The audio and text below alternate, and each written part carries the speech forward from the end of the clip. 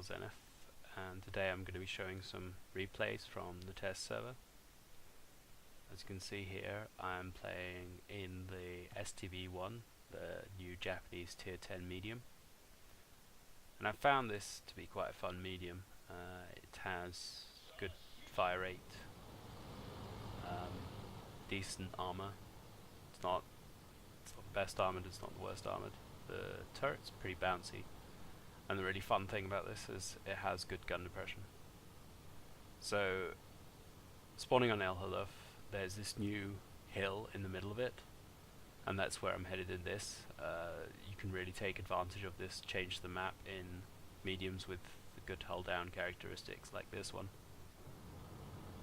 And here I don't realize that actually I'm not going to be able to see the side of that tank, so realize that and move up onto the hill here. I only managed to track that T62A there, but he soon comes out and takes another nice shot from us. Alpha on this gun, it's the same as most of the other tier 10 mediums with the exception of the Russians. 390 average damage. That object 430 up on the hill there is being annoying, just poking out whenever I've taken a shot and then putting one into me.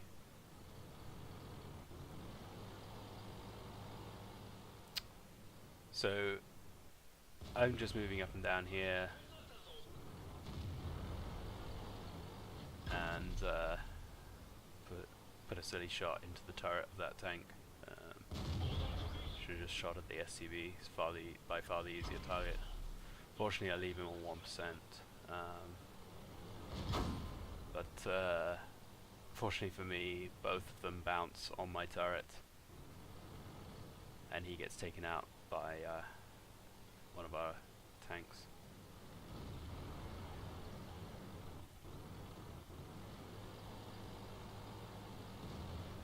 So I don't really have shots at him, so I'm gonna move round. As you can see, maneuverability on this tank isn't bad. It's slightly slow going uphill, but it's decent. And the traverse is pretty good. It's just poking around, trying to get some spots off on anything that's remaining in base. They still have a few TDs left, so not gonna expose myself to that.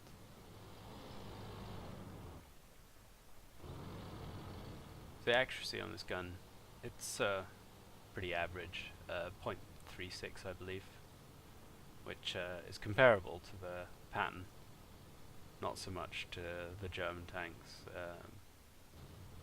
Probably want to be a bit closer in this tank than the German tanks, but given the new accuracy changes, or rather the accuracy changes that happened a while back now, the accuracy is not so important anymore, and the fire rate more than makes up for the loss in accuracy. So spot an FV and just check to make sure he's not looking at me before putting that shot into him, and then get the hell out. Although the armor on this is good, the FV is still gonna do damage even if he doesn't penetrate. So just keeping this hill between me and the base a bit, and then flanking this IS-7 when I see the opportunity to. On the move. The on-the-move accuracy on this tank isn't bad, but here's a problem with this tank. It does have very poor gun elevation. Now, that's not going to affect you a lot of the time, but sometimes it will catch you out, especially when you're not used to this tank yet. So this game is pretty much over. Just going to climb up the hill and finish off the artillery and the remaining tank destroyer. And I'll just speed up the game here to skip that bit. We'll get that bit done with quickly.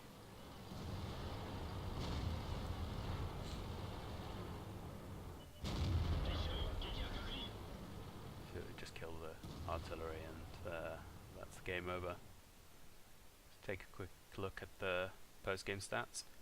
So about 2,000 damage and 2 kills in the STB-1 on Hell. I think this was more to show off the hull down gameplay in the STB-1 and the changes to El Haluf. You can certainly get a bit closer now to the enemy without taking shots from all those tanks camping in base, and hopefully this will prevent El Haluf from becoming the massive camping game that it's been a lot of the time on the live server. Anyway, I'll take you on to the next game now. So here we're on the STB-1 on Prokhorovka, spawning on the north end. And in this game I'm just planning to head for the middle. Having played this tank a few times so far, I really enjoy using hull down positions in it, and the whole middle ridge on this map should suit this tank really well.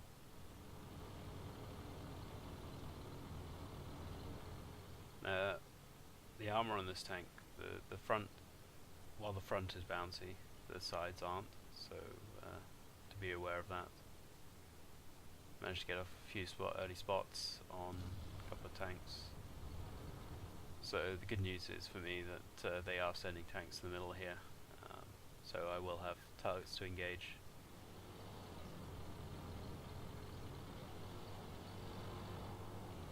So just poking up fairly cautiously here. There's only a few tanks been spotted so far, and I don't want to be taking an early hit from TDs in the back or anything.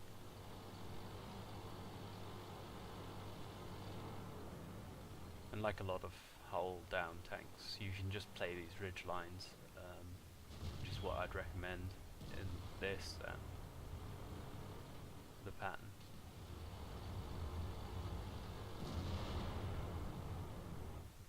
Fire rate on this tank is very good for a tier 10 medium. Not sure whether it beats the Russians in terms of DPM, but it certainly comes close.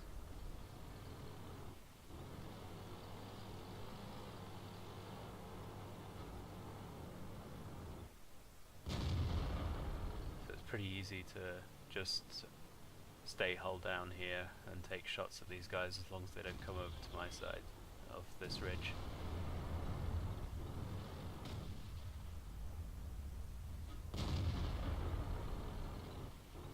And let's face it, they're making it pretty easy for me by not actually engaging me very much. So far I've not even been shot at.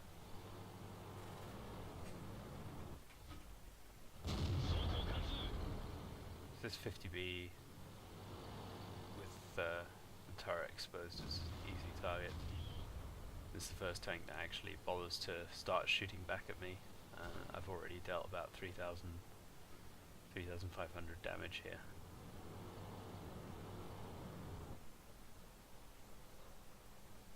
So trying to snipe at these tanks over there. I do manage to put one into the side of that TD, but that could have just as easily been a miss.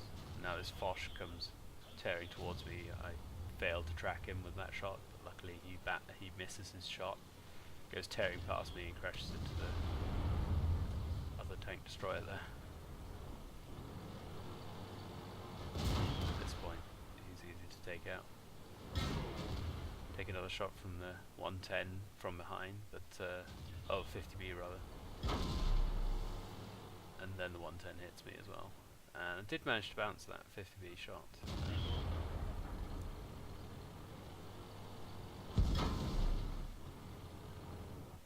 But I'm now pretty much surrounded, and the Batchat just tears over the hill, finishes me off. So as you can see, thanks to Courageous Resistance Award, I did get a decent amount of XP from that, and a good amount of credits. 5,100 damage dealt and 3,500 damage due to my assistance from 14 direct hits, all of which penetrated. Unfortunately, as you can see here, some of our tanks did no damage at all, and a lot of the others didn't do much, so we lost that one. Anyway, I'll take you on to the next game, which will be in the Object 430. So here we have the 430 on Mountain Path. Just going to show the one game of the 430. It's very similar to the other two Russian Tier 10 mediums. It is slightly bouncier than either of them. I'd say it's the best in terms of armor.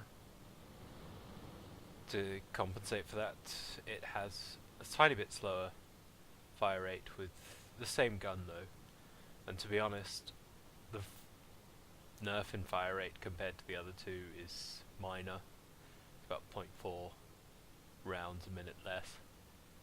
Just heading to the usual spotting bush here. That's what I always do in mediums from this north side, or nearly always, unless there's another tank that's going to take it. And right off the bat we spot the RT and put one shot into him. Unfortunately, this being the Batchat RT, it's a bit fast, and we don't get a second shot. As you can see here, there's some graphical glitches in the test still. I imagine those will be removed before long. I did get spotted in that, and I'm using my crew from the T62A in this. So 6th sense goes off telling me I've been spotted. And I just move back and then forward again, making sure I'm unspotted before I do that.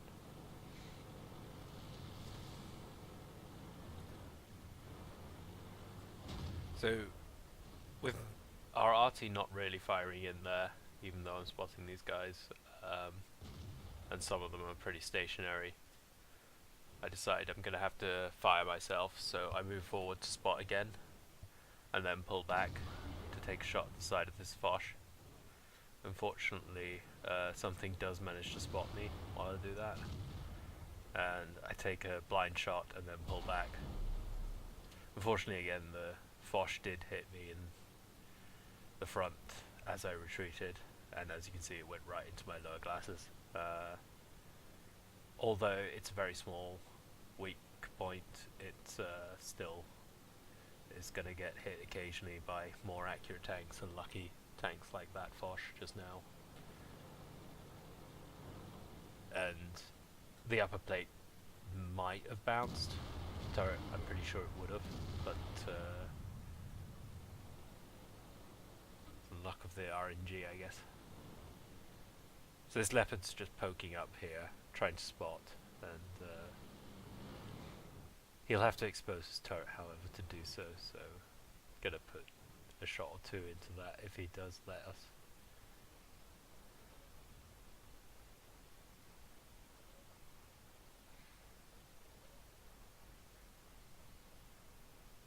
So at the moment I'm just waiting for him to poke up. I don't want to expose myself to the Foch again, but as our T-57 moves up I decide to poke out a bit more. Just playing cautiously here. I've already taken one big shot from the Foch, I don't want to take another. However, he does get spotted on the bridge there, and I'm still staying cautious. There's still tanks back there that can hit me, but feeling a bit more confident about moving forward. I still take the wide route here, just to avoid getting spotted while moving in.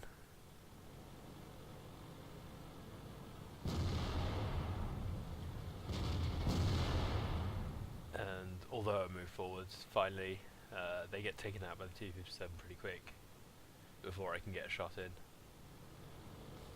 On the other hand, there's quite a few tanks moving up the glacier route, so I'm going to go and see if I can get side shots at them and spot the Tortoise. Unfortunately I do bounce on him. I didn't really wait around to take good aim at any of his weak spots. And now with him looking at me, I really shouldn't be staying around here. I need to find a different position, but T-57's back presents itself as a target. Do take a shot from the tortoise and then bounce one off him again. I should have taken more aim there. As you can see, like, it will bounce this tank, but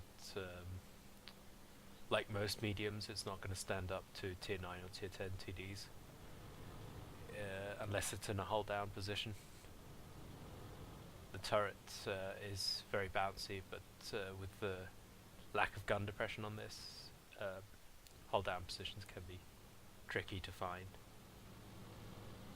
So I've noticed this Foch has moved all the way to our base, and don't really want to engage him from the front, but no one else is moving back to defend. So I push forward using this rock as cover, but then I can't find him, so I assume he's headed back to deal with the mediums that are flanking. And indeed, he's facing the other way. Now, rather than shoot him in the back, I just decide to track him so that he can't turn, and then get another nice shot into his back while he's tracked and facing the other way. As he turns to face me, I get another tracking shot on him, and then I can just move up behind him and finish him off.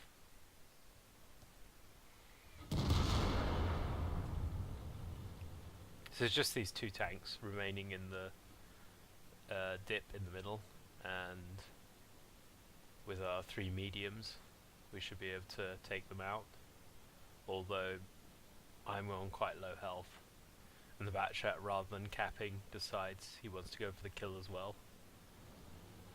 Just spotting there, checking which way they're facing, and as they turn to face me, I pull back to use the turret armor on this tank.